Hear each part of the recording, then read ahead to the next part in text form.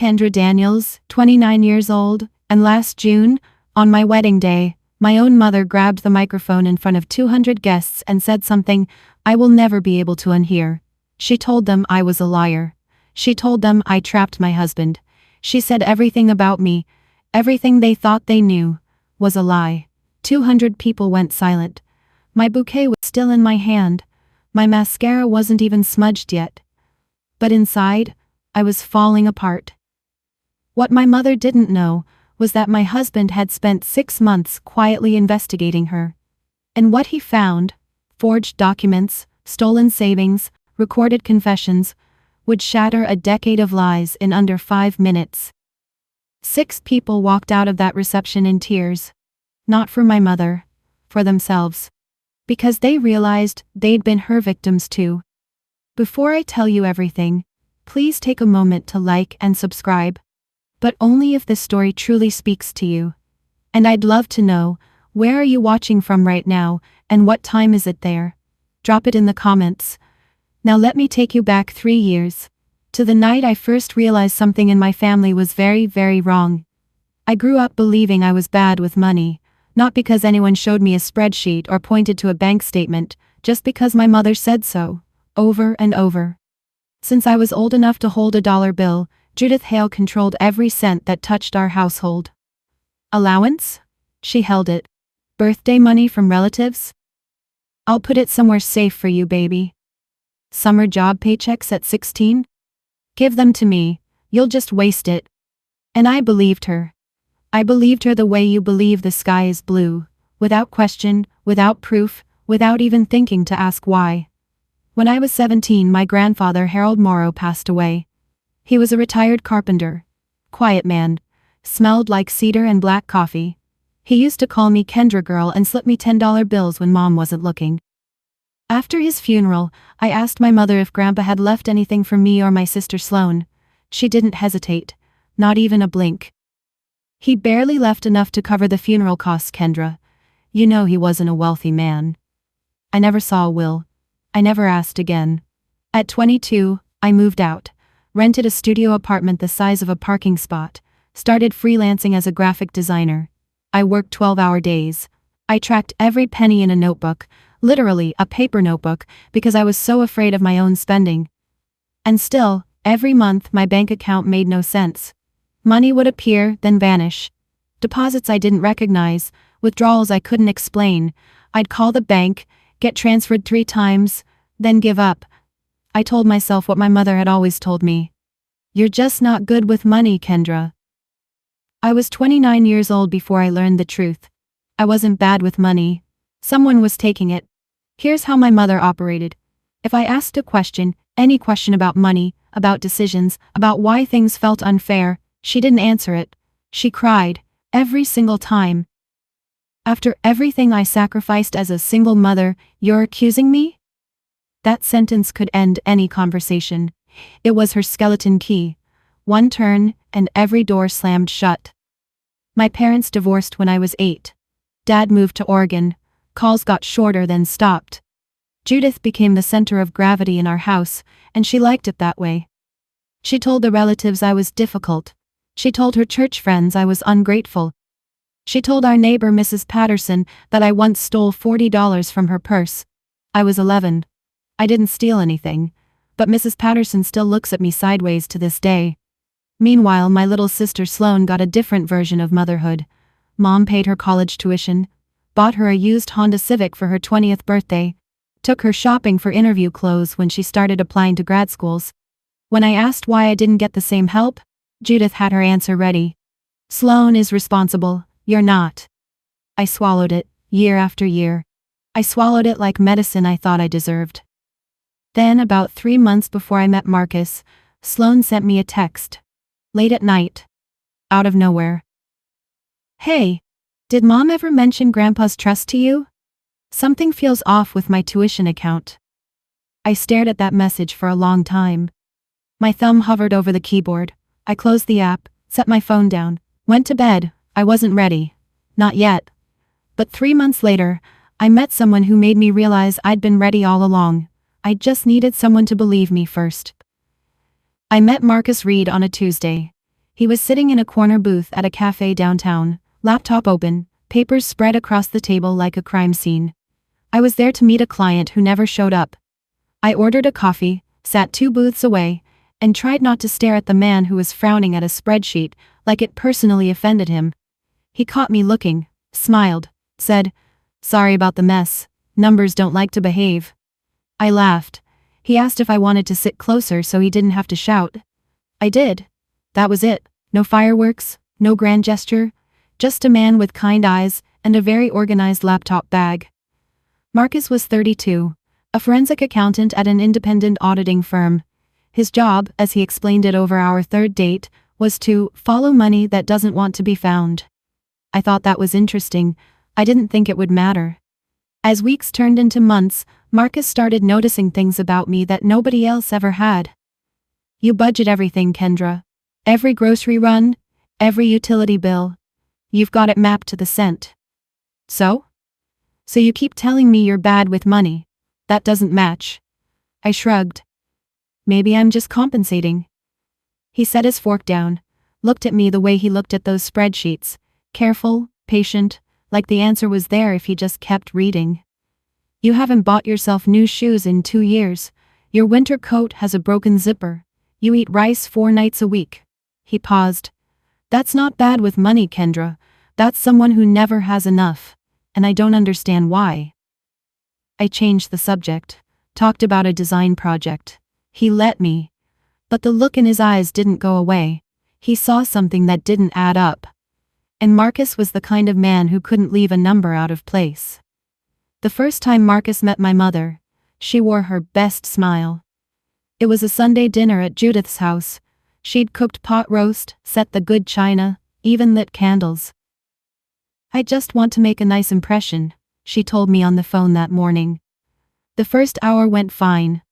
Judith asked Marcus about his family, complimented his tie, laughed at his jokes. Then she started. "Kendra's always been a dreamer," she said, refilling her wineglass. "Not really a doer, you know, head in the clouds." Marcus set his knife down gently.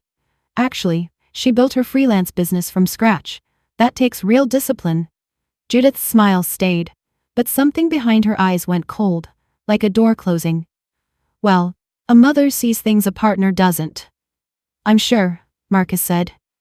Polite, measured, but he didn't agree. The rest of dinner was quieter. Sloane texted under the table. Judith cleared the plates with a little too much force. That night my phone rang at 11. "I don't trust him, Kendra." "Mom, he was perfectly nice to you." "He's after something." "He's not after anything. Men like that, smooth, educated, they always want something." I closed my eyes.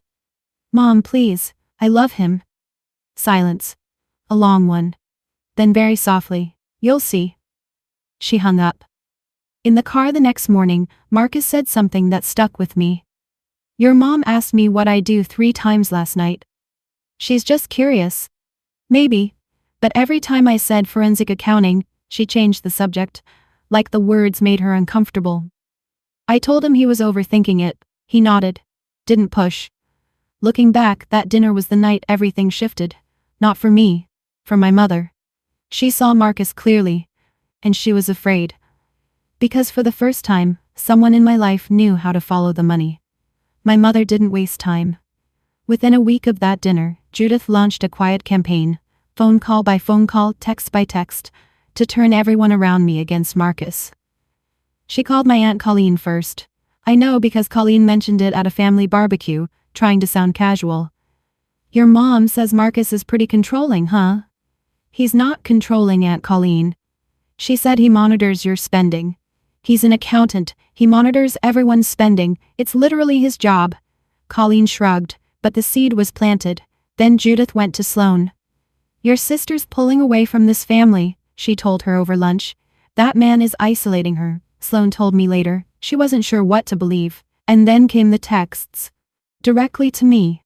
Soft. Almost sweet. That was always the most dangerous version of my mother. "Are you sure Marcus isn't just with you for stability, honey? I just worry.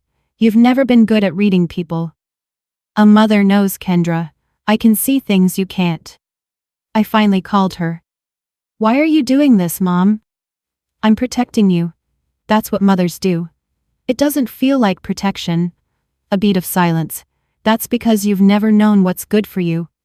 I sat on my kitchen floor after that call, held my knees, breathed.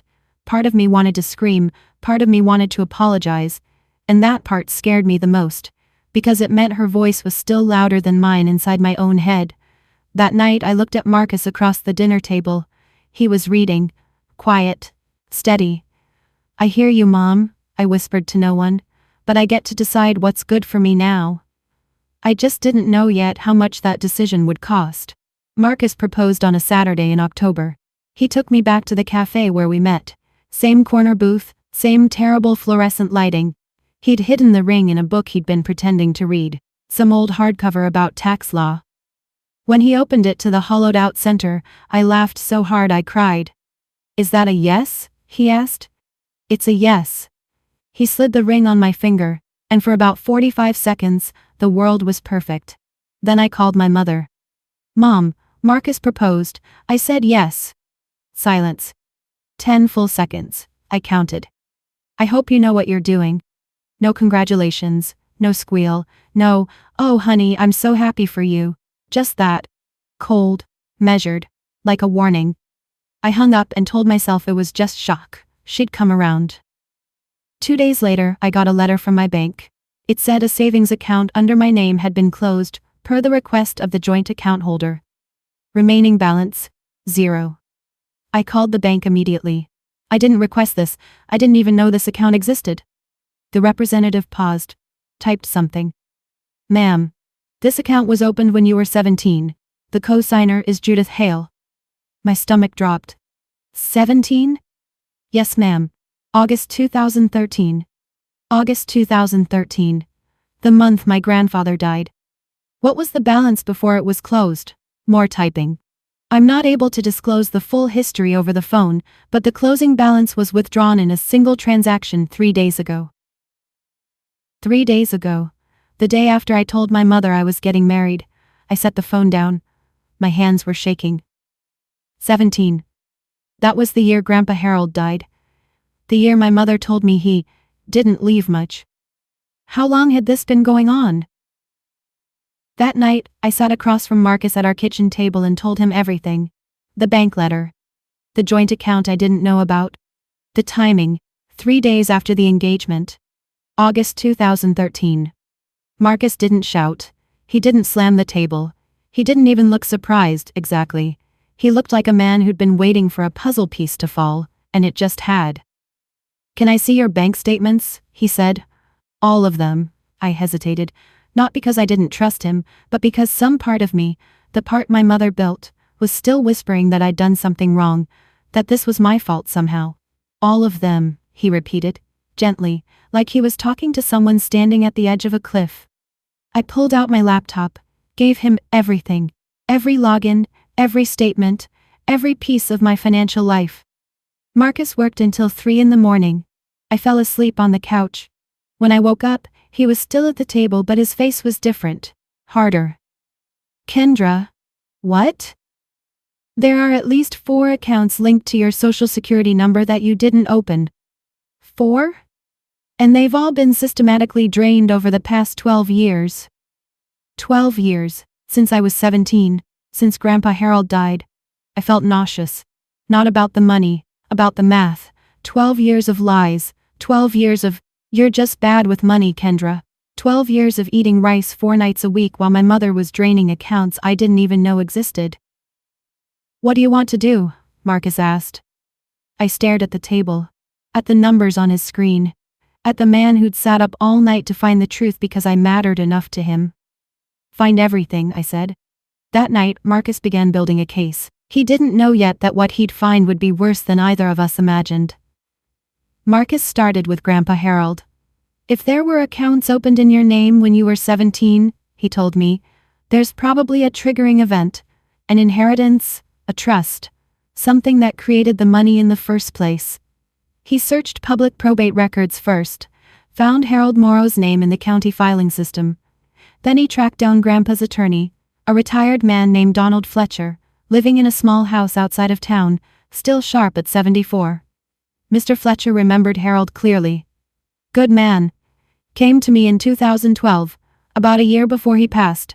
Wanted to set up a trust for his 2 granddaughters, made sure it was airtight. He still had the original documents. Marcus sat at Mr. Fletcher's kitchen table and read the will. Then he read it again. Harold Morrow had left a trust of $185,000, split equally between his 2 granddaughters, Kendra Daniels and Sloan Daniels. Judith Hale was named as the trust administrator. But the will was specific. Each granddaughter was to receive her share upon turning 21. I was 29. Sloan was 25. Neither of us had ever received a single penny. Then Marcus asked the question that changed everything. Do you have any other version of this will on file? Mr. Fletcher frowned. What do you mean, other version? There's only one. Marcus pulled up a photo on his phone. A document Judith had shown the family years ago. It read, all assets to Judith Hale for the management and care of the family. Mr. Fletcher stared at the screen for a long time. That's not what Harold signed, that's not even the same format. 2 wills, 1 real, 1 forged, and $92,500 that should have been mine 8 years ago. Your grandfather didn't forget you, Kendra. He never forgot you. Marcus didn't push me, he never pushed me, but he said something I couldn't ignore. If we're going to build a real case, Kendra, we need her to say it. In her own words. We lived in a one-party consent state. That meant I could record a phone call without telling the other person, and it would be legally admissible. I knew the law. I just didn't know if I could stomach the conversation. It took me 3 days to make the call. I sat on our bedroom floor. Marcus was in the next room, close enough to hear, far enough to give me space. My hands were shaking so badly I had to hold the phone with both palms. I pressed call. She picked up on the second ring. Mom, did Grandpa leave anything for me and Sloan? She answered fast. Too fast. I already told you, he barely left enough to cover funeral costs. But someone mentioned there might have been a trust. Who told you that? Her voice sharpened. That Marcus? He's filling your head with nonsense. Mom, I just need the truth. And then, the shift, the softening, the weapon she'd used on me my entire life. Baby, I am the truth. Everything I did was to protect you girls. Protect us from what? Silence. I could hear her breathing. Then, from making the same mistakes I made. Your grandfather's money would have ruined you. I nearly dropped the phone. She said it. She actually said it. Not that the money didn't exist. That it would have ruined me. She'd just confirmed everything. The trust was real. The money was real. And she'd taken it. I ended the call. Set the phone on the carpet. Marcus appeared in the doorway. He didn't say anything. Just sat down beside me. She said it would have ruined me. She spent it on herself. And she recorded her own confession without knowing it. The wedding was 2 months out. Marcus and I made a decision together. We wouldn't act yet. Not until the case was airtight. He sent copies of everything, the original will, the forged version, the bank records, the recording, to a lawyer and to a secure cloud backup. The evidence lived on his phone, on 2 hard drives, and in a locked folder at the attorney's office. If anything ever goes sideways, Marcus said, we're covered from every angle. I nodded. Tried to focus on the wedding, the venue, the flowers, the guest list, 200 people, family, friends, co-workers, and Judith. That's when something strange happened. My mother, who had spent weeks trying to torpedo my relationship, suddenly became helpful. She called me with caterer recommendations, offered to handle the seating chart, asked about the centerpieces. She was warm, engaged, almost excited. I just want your day to be perfect, baby, she said. I should have been suspicious. But there's a part of every daughter, no matter how much she's been hurt, that wants to believe her mother is capable of love without conditions. I let her in. She asked for one thing, a speaking slot at the reception. A mother's toast to her daughter, she called it. I said yes. Sloan called me that same week. Her voice was low. Mom's been on the phone constantly. She's been talking to Uncle Greg. She sounds angry. About what? I don't know, but it doesn't feel right. I asked Marcus that night. Should we be worried? He looked at me across the kitchen counter, calm as always, but there was something behind his eyes I hadn't seen before. Readiness. We should be prepared. I gave my mother the microphone. I gave the wolf the keys to the henhouse. And I had no idea what she was planning to do with them. So at this point, I had evidence my mother forged my grandfather's will, drained my accounts, and lied to me for over a decade. And now she wanted to give a toast at my wedding. If you were me, would you have let her speak? Drop a 1 in the comments if you'd say yes, or a 2 if you'd have cut her off right there. I really want to know what you'd do. Now, let me tell you what happened next. The day was perfect. That's the part that makes it worse. June 14th, an outdoor garden estate 20 minutes outside the city. White canopy, fairy lights strung between old oak trees, round tables draped in linen, pale blue hydrangeas in glass vases, the kind of venue I'd pinned to a vision board 5 years ago and never thought I'd actually stand inside. 200 guests filled the chairs for the ceremony. Marcus's parents, his older brother, college friends, co-workers, neighbors. And on my side, Aunt Colleen, Uncle Greg, cousins, a few friends from high school, Grandpa Harold's old fishing buddy Ray, and Sloane, sitting in the front row in a sage green dress, already crying before the music started. I walked down the aisle alone. No one to give me away. I'd decided that months ago. If I was walking into a new life, I was walking in on my own feet. Marcus was waiting at the end, standing under an arch of white roses. His eyes were red before I reached him. We said our vows, simple, short, real. He held my hands the whole time. I choose you, he said. Today, tomorrow, when it's easy, when it's not. We exchanged rings, we kissed. Everyone stood and clapped, and I thought, maybe I was wrong. Maybe today would just be a wedding. A beautiful, ordinary, perfect wedding. The reception began. Dinner was served. People laughed, clinked glasses, danced. Golden hour light poured through the trees. And at the family table, my mother sat in a dark crimson dress, richer, bolder, louder than anything else in the room. She looked beautiful. She always did. Her hair was done, her lipstick was fresh. She smiled at everyone who passed. But her eyes, if you knew where to look, were ice cold. For 3 hours, I let myself believe this was just a wedding. Just a beautiful, normal wedding. The MC tapped his glass just after 8 o'clock. Ladies and gentlemen, we have a very special toast this evening. Please welcome the mother of the bride, Judith Hale. Applause, warm, polite, a few awes from the older guests. This was supposed to be the tender part of the night, the part where the mother tells a story about her little girl and everyone reaches for their napkins. Judith stood, smoothed her crimson dress, took the microphone from the MC with a practiced smile. She stepped up to the small podium near the dance floor. The projector screen behind her, the one we'd set up for a photo slideshow later, was dark. The fairy lights glowed above her head. Thank you all for being here tonight, she said. Her voice was steady, warm, confident. She looked out at the crowd, then down at me. I want to talk about my daughter. I smiled. Squeezed Marcus's hand under the table. Kendra was the sweetest little girl, always drawing, always dreaming. A few guests nodded. Someone said, "Ah." She had this way of looking at the world like it owed her something beautiful. People chuckled softly. I felt my shoulders relax. Maybe I'd been wrong. Maybe this was just a toast. Then her voice shifted.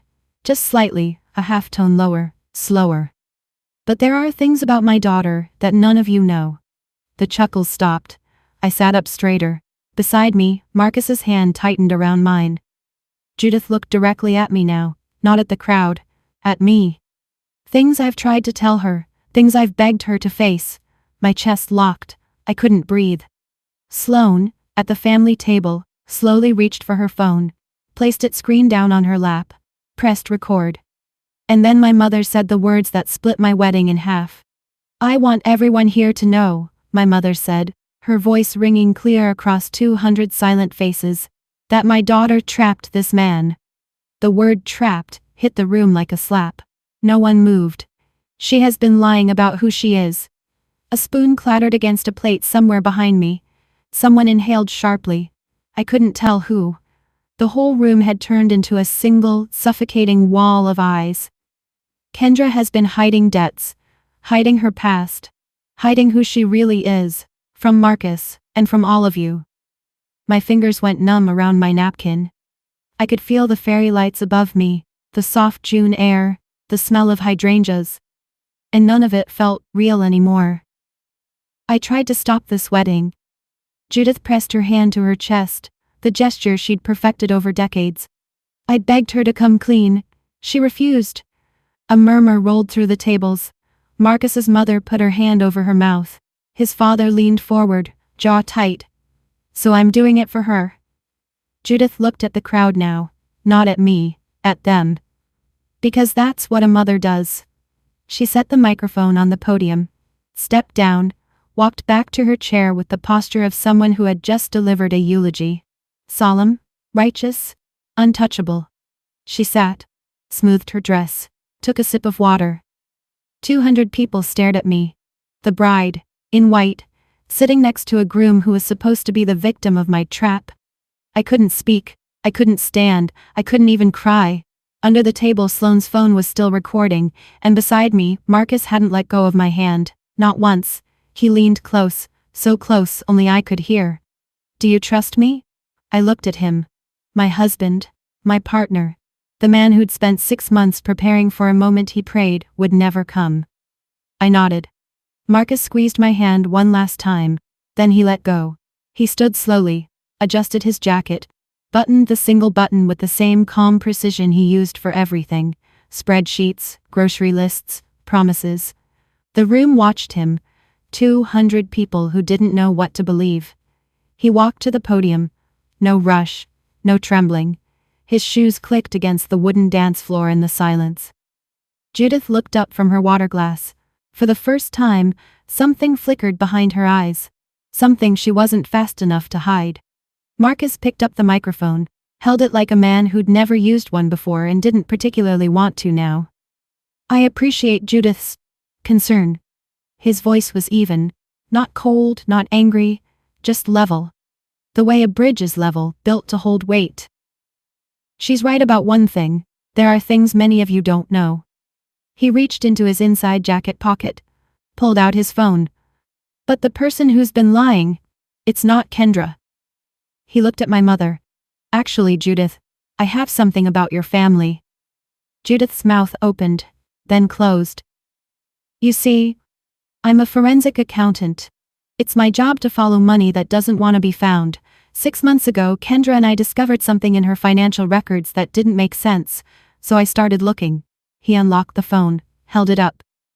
And what I found, I think everyone here deserves to see. 200 people leaned forward. I could hear the creak of chairs, the rustle of suit jackets and dresses shifting. The garden was so quiet I could hear crickets in the hedges beyond the canopy. Marcus connected his phone to the projector, the one we'd set up for our wedding slideshow. The screen behind the podium flickered to life, and my mother's face went white.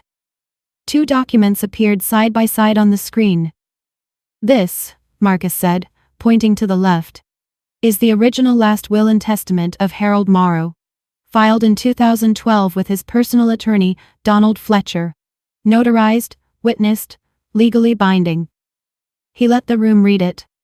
I watched their eyes move across the text. It establishes a trust of $185,000, split equally between Harold's 2 granddaughters, Kendra and Sloane. Judith Hale is named as the trust administrator. The will states clearly, each granddaughter receives her share when she turns 21. He paused. Let the silence do its work. Kendra is 29. Sloane is 25. Neither of them has ever received a cent. Then he pointed to the right side of the screen. And this is the version Judith showed the family after Harold's death. This one says, and I'm quoting, "All assets to Judith Hale for the management and care of the family." A murmur broke through the room like water through a crack. These 2 documents are not the same. One of them is real, one of them is forged. Aunt Colleen stood up from her chair. Her napkin fell to the ground. She didn't pick it up. Uncle Greg sat frozen, both hands flat on the table, staring at the screen like he'd seen a ghost. Judith's chair scraped back, She was on her feet. That's a lie. Her voice was high, ragged. He's making this up. He fabricated. These are official documents, Judith. Marcus didn't raise his voice, not by a single decibel. Notarized, verified by the original attorney. He looked at the room. Kendra, my wife, was supposed to receive $92,500 8 years ago. He looked at my mother. She never saw a penny. Judith opened her mouth. Nothing came out. But there's more, Marcus said. Those 3 words landed like stones in still water. The ripple passed through every table. He tapped his phone. A progress bar appeared on the projector screen. Then audio, clear, unmistakable, filled the garden through the reception speakers. My voice first. Mom, did Grandpa leave anything for me and Sloan? Then hers. I already told you. He barely left enough to cover funeral costs. A pause. My voice again. But someone mentioned there might have been a trust. And Judith's, sharp now, cutting. Who told you that? That Marcus? He's filling your head with nonsense. Guests looked at each other. Some looked at Judith. She was standing by her chair, hands gripping the back of it, knuckles white. Then came the part everyone would remember. My voice, steady. Mom, I just need the truth. And hers, soft, sweet, the voice of a mother who knows exactly what she's doing. Baby, I am the truth. Everything I did was to protect you girls. Protect us from what? Silence on the recording. Then, from making the same mistakes I made. Your grandfather's money would have ruined you. The audio stopped. The garden was so quiet I could hear someone's ice shifting in their glass 3 tables away. Judith had just confirmed, in her own voice, in her own words, that the money existed and she had taken it. That was taken out of context, Judith shouted. Marcus didn't flinch. There are 7 minutes of context on this recording, Judith. Would you like me to play all of it? She didn't answer. At the family table, Sloan stood. Phone still recording, tears rolling down her face. Mom, she said. Her voice broke on the word. Is my tuition account real? Or did you take from me too? Judith spun toward her youngest daughter. Don't you dare turn on me. Sloan didn't back down. I'm not turning on you. I'm asking you a question. It started with Aunt Colleen. She'd been standing since Marcus showed the wills. Now she stepped out from behind her table, hands trembling, and spoke loud enough for the whole garden to hear. Judith, you told me you'd pay me back the $30,000. You said you were struggling. You said it was for the girls. Judith's head snapped toward her. Colleen, sit down. I took out a second mortgage for you, Colleen's voice cracked. I almost lost my house. Then Uncle Greg. He didn't stand. He just spoke from his chair, his voice low and hoarse, like the words had been lodged in his throat for a decade. She pushed me off the trust. Said Dad wanted it that way, that he didn't trust me to handle the money. He shook his head slowly. I believed her for 11 years. Cousin Robert, 2 tables back. She borrowed my car in 2019, said she needed it for 2 weeks, told me it was totaled in a parking lot. I never even filed a claim because she cried so hard. One by one, like dominoes. Each confession pulled another from the room, each one a small, separate wound that Judith had inflicted, and covered with the same warm smile and the same wounded mother act. 6 people left the reception. Aunt Colleen walked out crying, her husband's arm around her shoulders. Uncle Greg followed, one hand pressed over his face. Cousin Robert. Greg's wife Linda. A woman I recognized as one of Judith's oldest friends. She left without a word, and Sloan. My sister walked past our mother without looking at her, phone clutched to her chest, tears still falling. They didn't leave because they hated Judith. They left because they recognized themselves in that screen. They were victims too. Or they were ashamed they'd believed her for so long. My mother stood alone. Crimson dress, candlelight, 200 witnesses, and for the first time in my life, I saw her without her mask.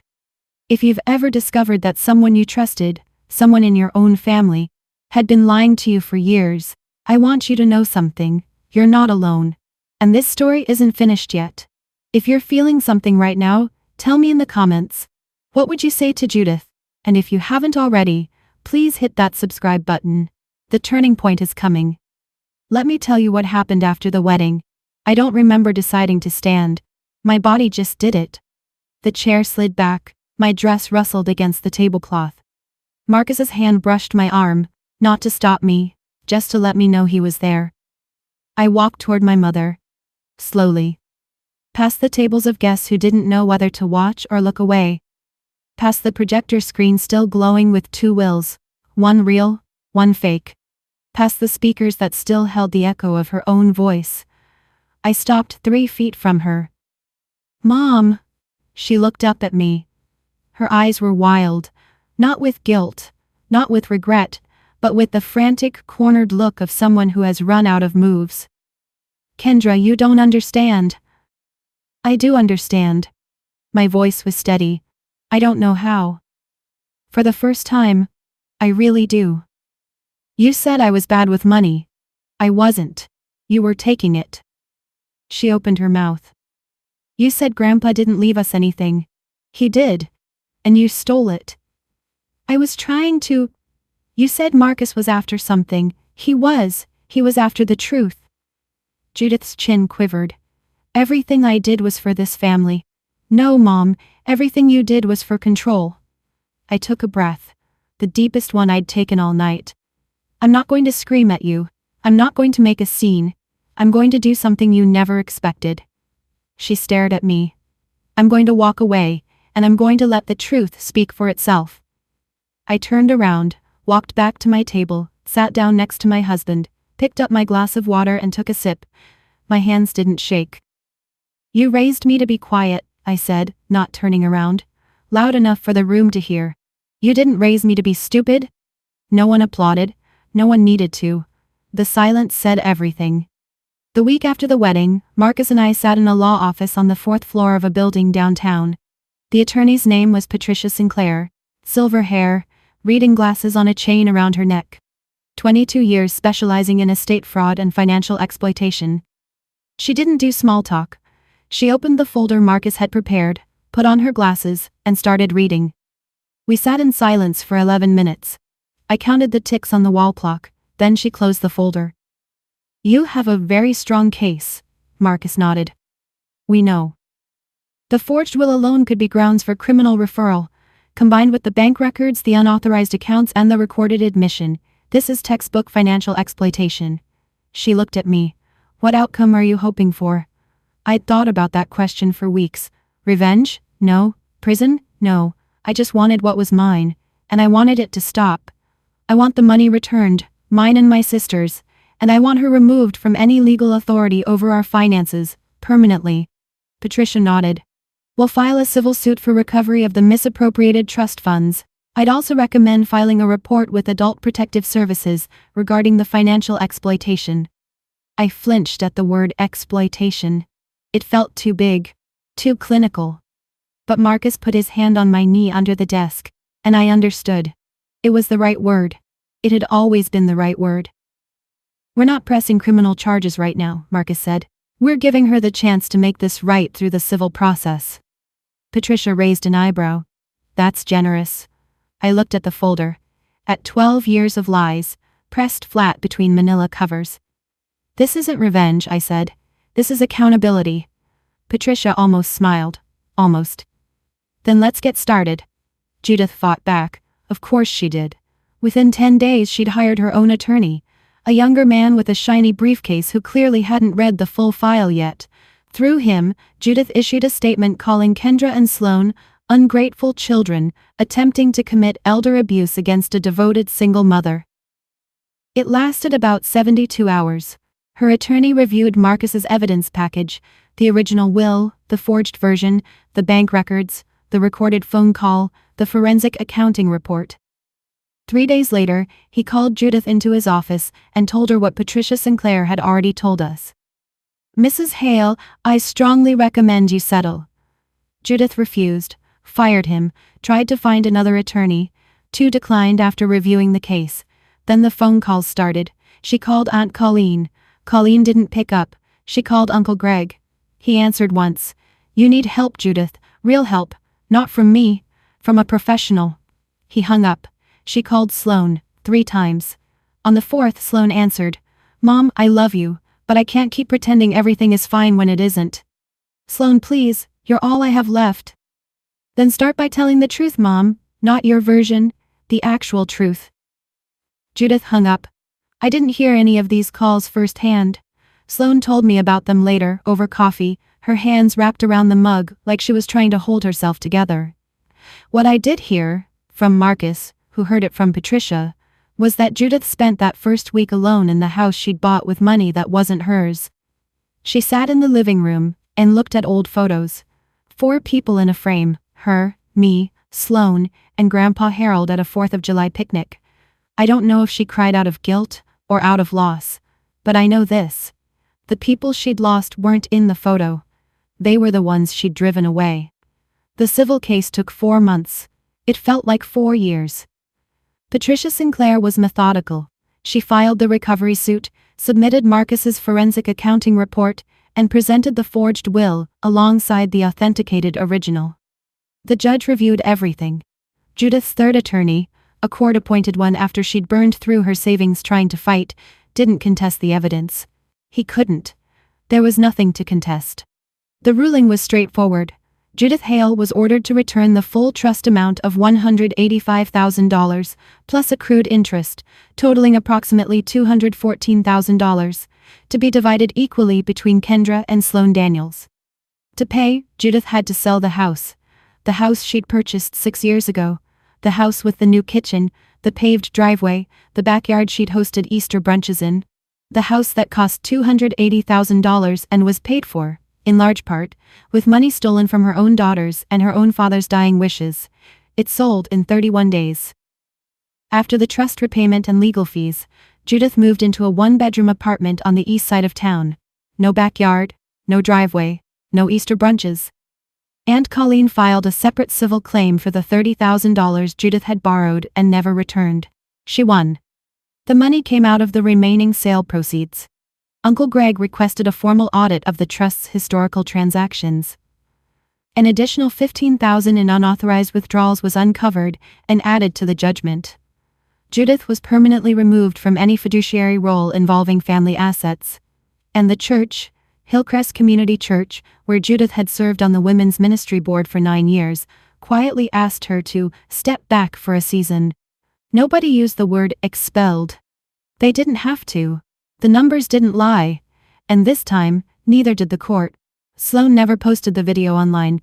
She told me she thought about it, once, late at night, when she was angry enough to want the whole world to see. But she didn't. Instead, she sent it privately. Uncle Greg, Aunt Colleen, Cousin Robert, a handful of family members who'd spent years hearing Judith's version of everything and never questioned it. The video made its way through the family like a quiet earthquake. No one shared it publicly, but everyone who watched it came away changed. The calls started coming in. Not to Judith, but to me. Cousin Robert was first. I'm sorry, Kendra. I believed her. I should have asked you. Then Aunt Colleen's husband, Frank. We had no idea. None of us did. Then a letter. Handwritten. On cream stationery, in shaking cursive. It was from Aunt Dorothy. Grandpa Harold's sister. 78 years old. Living alone in a small house 2 states away. She wrote, Dear Kendra, I just learned what my niece did to you and your sister.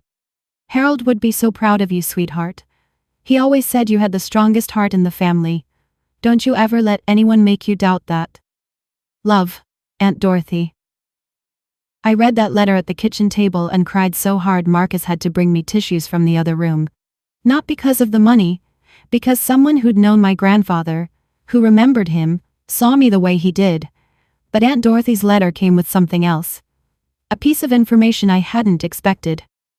Your grandfather wrote you a letter before he passed, she wrote at the bottom.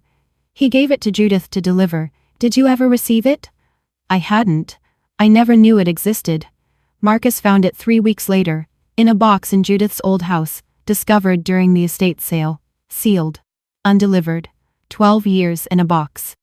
My grandfather's last words to me, stolen along with everything else. I opened Grandpa Harold's letter alone. Marcus offered to sit with me. I told him I needed 5 minutes. He kissed my forehead and closed the bedroom door behind him. The envelope was yellowed.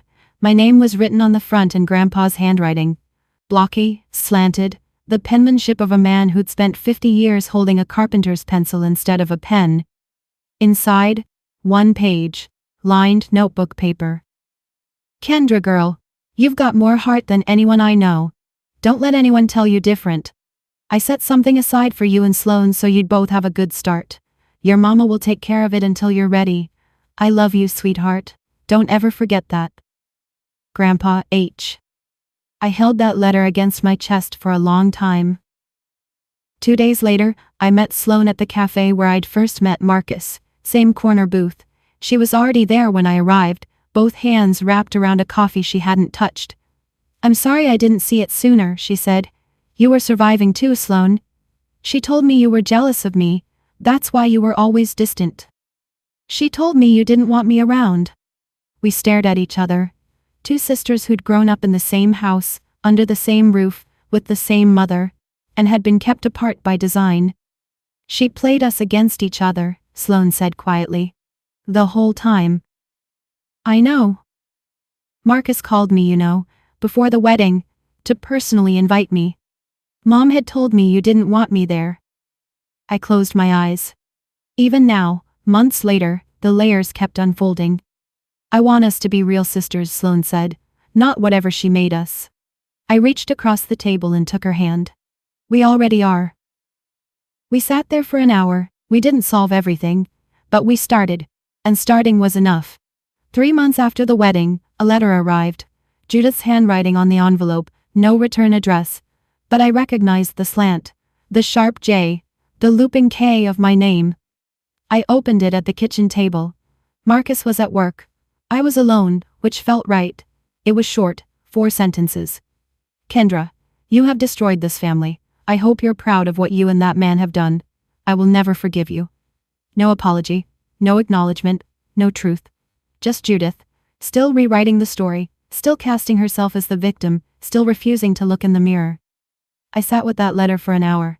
I let myself feel everything. The anger, the grief, the exhaustion, and underneath all of it, the small, stubborn sadness of a daughter who still wished her mother was different. Then I wrote back, Mom, I didn't destroy this family. The lies did.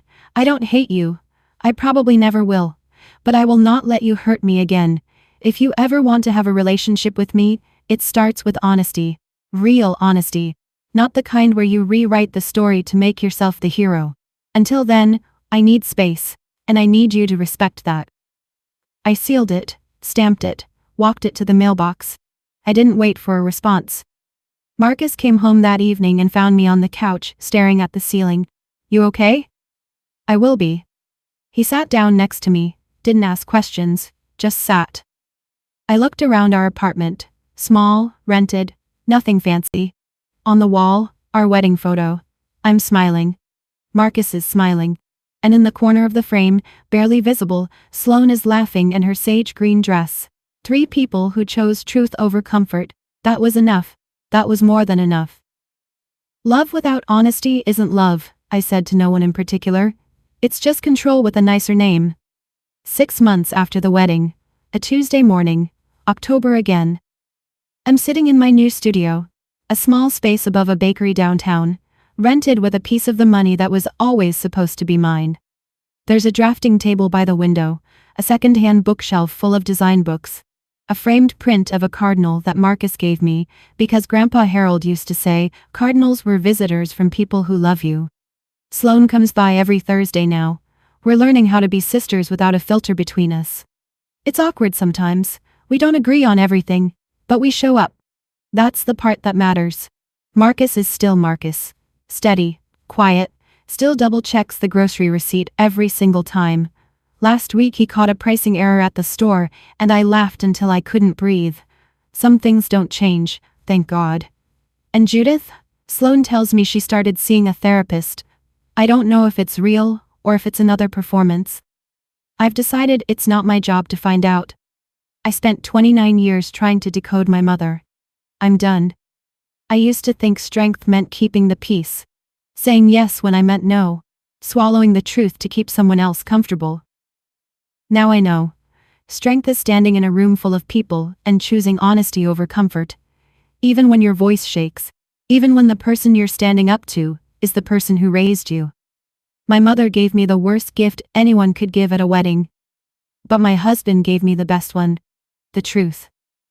And my grandfather, even from the other side, never stopped fighting for me. If you're watching this and something in your life feels off, a number that doesn't add up, a story that keeps changing, a person who makes you feel small every time you ask a question, trust that feeling. You're not crazy. You might just be surrounded by someone else's lies. My name is Kendra Daniels. I'm 29 years old. And I finally know exactly who I am. Here's what I took from all of this. 1. If someone controls your money, they control your life. Check your own accounts. Know your own numbers. No matter who tells you not to. 2.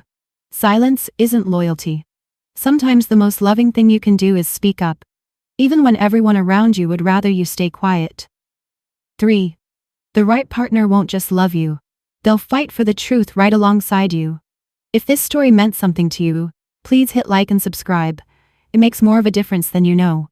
And if you've ever had to set a boundary with someone in your own family, tell me about it in the comments. I read every single one. There's another story in the description I think you'll really connect with. Click it, I'll see you there.